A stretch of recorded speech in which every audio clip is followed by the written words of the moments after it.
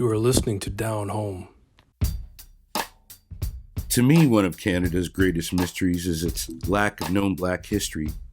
Even in this age of Google as your friend, you still might be hard-pressed to find something. I mean, there are things out there. There are movies, there are memoirs, there are adaptations of novels, experts, panels, academic papers. There are people who do their own research to find out about their own family history. And even then, you still might have to be some sort of clever sleuth to dig up some stories still unknown, untold, unspoken, and unheard. As far as Canada's Black history is concerned, it could mostly start with a little-known document called the Book of Negroes. Breaking new ground, breaking new ground, breaking new ground, simple breaking new ground, breaking new ground, breaking new ground, simple breaking new ground, breaking new ground, breaking new ground, simple breaking new ground, breaking new ground, breaking new ground, yeah. On a high plateau. All right. So the Book of Negroes. Yeah. So the Book of Negroes is basically a 150-page handwritten ledger that documented like all the lives of 3,000 names. Some of them were women, men, children, and it was the first like sort of massive public recording of Blacks in North America, because this is just like, right after sort of this is during the American Revolution, basically, and that's the other thing. It was tied to the American Revolution. How the Book of Negroes came to be was people being told to bear arms and leave their slave masters and help with the British troops to fight in the war. And some of them went for it. Some of them didn't. Some of them picked up arms. Some of them joined with America. Most joined with the States.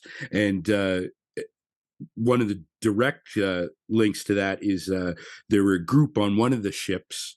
They were called the Black Pioneers, and apparently they were sort of like their own regiment within like whatever war or army regiment that they were with or whatever. Oh, so they fought with the Americans, you're saying? Yeah, and they were sort of recorded in the Book of Negroes as Black Pioneers, because a lot of them sailed from New York with their family, and they got that distinction. They described the people on board. Like, for instance, there was one, it was Jam Crocker, 50, ordinary fellow, Black Pioneers, formerly servant to John Ward, Charleston, South Carolina, left him in 1776. So, all these were times where, for the first time, you knew the history of some of the Blacks and where they came from, especially with the Black Pioneers. He served, who his master was. You know what I mean? Mm-hmm. Yeah. And some of them hid out in New York, sort of just trying to stay under the radar. And some of those people ended up on the ships. So in the end, there were 219 ships that sailed from New York from April to November with these 3,000 names. And they went on to sort of be the start of the Black loyalists. So it was and this is a little known piece of history, as most Black history is.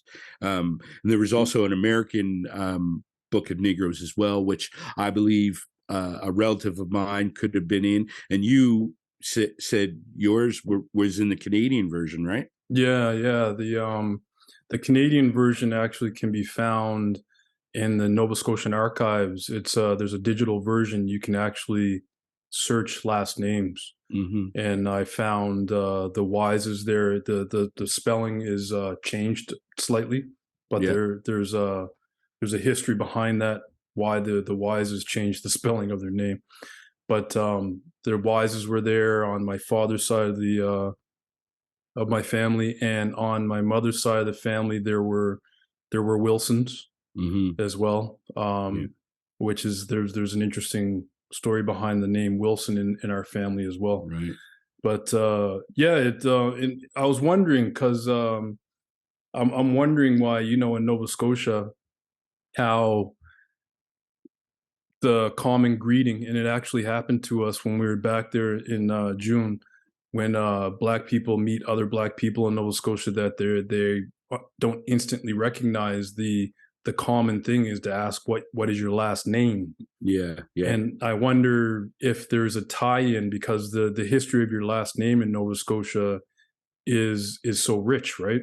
Hmm. And the recording of your last name, that started with the Book of Negroes. I wonder if there's any historical tie-in with that. You know what I mean? Yeah, yeah, that could be.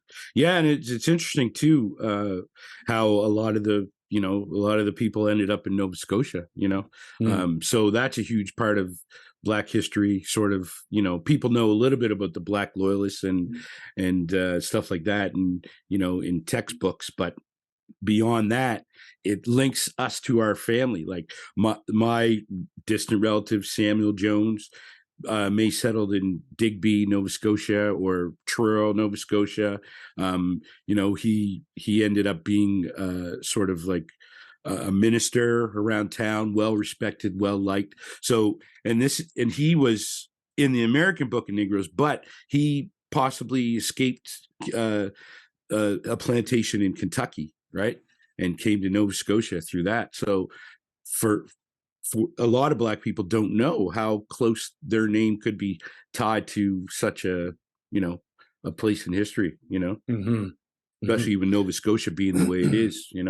I wonder what the motivation was behind. I know with the British and the Canadian version of the Book of Negroes, I know what their motivation was for keeping the document. They're basically um, keeping a record of who was getting on those ships to Nova Scotia, Hmm. because there was the promise, and who knows, the people that actually took the document, because there was a promise of land for those that sided with the British, the loyalists, the black loyalists. Hmm. Maybe that record keeping was okay. You tick it off, and then on the other side, okay, we're going to allot this person this bit of land, even though it was barren and you couldn't Hmm. grow anything on it. Yeah, yeah, yeah. But I wonder if Well, that was the motivation for them to keep those records. You know?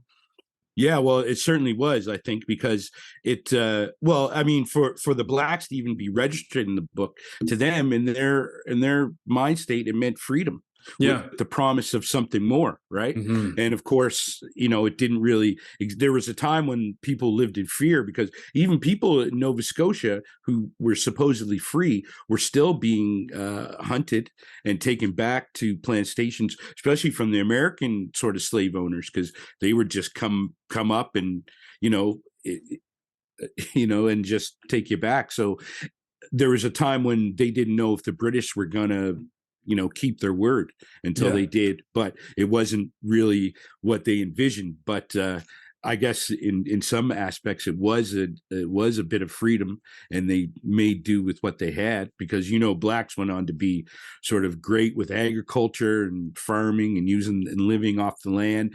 And even those early loyalists, they worked with sort of the white community and stuff like that, bartering and trading and using hmm their labor to get seeds, to get different things, to make what they had, you know, with the limited bit that they had and the freedom that they had, to make something more.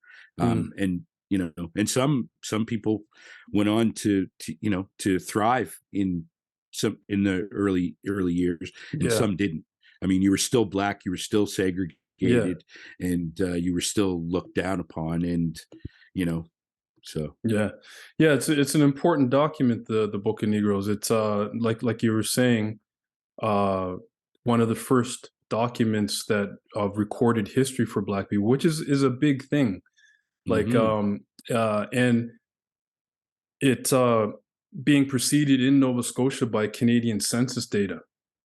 Yeah. Like if you look back, that's the only recorded history that we have, when it comes to finding out our lineage and whatnot. So you have the Yeah. Book of Negroes for Nova Hmm. Scotians, that is.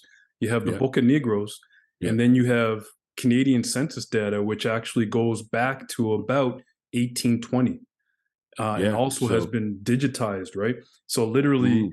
you can find digitized versions of these census people, Canadian census data, going house to house, and this is how I figured out my family has such a very rich history on Creighton Street. Right. Is that you have uh, a listing of their names, who's in the household, Hmm. what color they are, what religion they are, Hmm. and then between tying that in and the Book of Negroes, there is a gap, of course, Hmm. between like 1780, Yeah. which the document was created, and Yeah. 1820. So there's about a 40-year gap, but that's history that we didn't really know. I didn't know that existed until I had my son Malachi had that genealogy project, and I went down the rabbit hole of actually researching this stuff. Hmm. So what an important document, man. Like Yeah.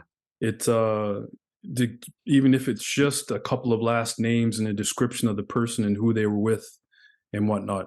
Yeah. Such an important document. Yeah, man. It gives, like you say, attachment to your lineage, just your history and, and what they always say, today's world was built on those who paved the way. And that's Mm, one way to look at it. Right. And hmm you can find family pride in that and know the fact that, oh my goodness, our families were part of that, the building of what, Nova Scotia was at the time, and hmm so on and so forth. And Did you watch that docu series, The Book of Negroes? I never watched it. I never did get around Never to it. watched it. It's No. something that I think I need to do because Yeah. I think it was more about the lady that helped document. Hmm. Yeah. She helped put the document together. Yeah. Because there was probably a fair amount of fear for these people that sided with the British Hmm. and made their way to New York to try and get away from everything. There was Yeah. probably a Yeah. fair amount of fear in doing this because I think on paper the Brits struck a deal with the Americans, and the Americans gave I think it was a couple of years. They said, okay, well, you have this amount of years to get yourself and anyone that sided with you out of this country. Hmm. Yeah. There was that agreement, but who knows who was actually um, keeping in terms with that agreement and actually allowing the freed slaves to actually leave the country, though. Yeah, yeah. You know what I mean? Yeah, I don't know because they obviously, yeah, because they also let them roam around in New York. There was a part of town in New York that where a lot of the free people were, and it was considered the, scandalous side of town, and Really? the town that you don't go to, and it came up with quite a bit of reputation because not only that, people started to use they had to survive, so there were Mm, brothels and different things like that, and and then the rich and the elite, they were like, look at that side of the town, and this is where they kind of hid out until they were able to somehow get their name registered in the Book of Negroes because you couldn't travel otherwise. So right. those three, it was like almost like a lottery of your Yeah, freedom. yeah, You know what I mean? yeah. And especially trying to keep families intact and different things like that. I mean, there were 219 ships, but who knows if they all went together or went at different times. So uh, Mm, you know, and it almost like it's almost like it goes full circle, like ships and black people and different yeah, things. Anyway. yeah, yeah. The sailing into the unknown, man. Hmm. Sailing And into the unknown. The what type of courage that would take to step up and have your name recorded and get on that ship. yeah, yeah, You know? but the alternative Yeah. wasn't, it was like take this chance, Hmm. and people wanted their freedom, Yeah. and that's what's so beautiful about the document, and also very sad about the document. Yeah, exactly. And we have to remember that these are people that were born into slavery, like Yes, generations of slavery yes, yeah, yeah. that wanted their freedom. So Hmm. if you think about it, a lot of these people were there, some of them recently, because the slave trade was going on at that Yeah, time. Yeah. And some of them were, had a very long lineage, Yeah. maybe like 200 years lineage Hmm. of slavery in the United States that they wanted to step up and get out. Yeah. So, being born of it, whether you're first or second generation slave, or maybe, just recently brought there, just Hmm. that courage to say, hey, this isn't great. Yeah. uh, there's promises being made here. Let's put our name forward and step into the unknown. Yeah. Um, And it's the continuing story of sort of the unknown thing. Also, blacks serving in the military in those days, like even, of course, that was like in the 80s or whatever it was, 1770s. But even after the fact and leading it into the First World War, um, blacks weren't allowed to be in the military until they sort of called beckoning again, making a proclamation that, hey, even if you're black, you can bear arms. Because at mhm. first, like leading out of that into the First World War, um, you know, totally complete different errors. But at the same time, you know, if you were black, you weren't really looked at, called upon until Yeah, needed. Yeah. yeah, yeah, yeah, So, yeah. It's and all stemming from that era, and the way that blacks were separated. But important document, mhm. definitely, man. Yeah, yeah. Yeah. Breaking new ground, breaking new ground, breaking new ground, breaking new ground. You have been listening to Down Home. Subscribe wherever you listen to podcasts. Breaking new ground, breaking new ground, breaking new ground, breaking new. For our listeners joining us on YouTube, here are a few images of the Book of Negroes, courtesy of the Nova Scotian Archives. The future of the funk, getting lost in the flow. Contact with the spark magex. Now it's time to flex with the force from the soul, reaching all aspects, getting deep, no time to sleep. As you reach your next phase, laying it all on the line. New trails start to blaze. It's a fire inside, a brand new path, breaking down the sum to one. Feeling free, I just laugh with the joy of a beat boy, just kicking it live. A connection so strong, transcribe with the vibe like magic prescribed. Only to see the perfect blend, like a diamond in the rough, ready to drop a perfect gem. It's time to shine, so fine to see what you find. Revolution starts with the evolution of the mind. It's a rhythm of circumference that rotates around to the surface with a purpose. Breaking new ground. Breaking new ground and flying high. The song Breaking New Ground from The Breakdown.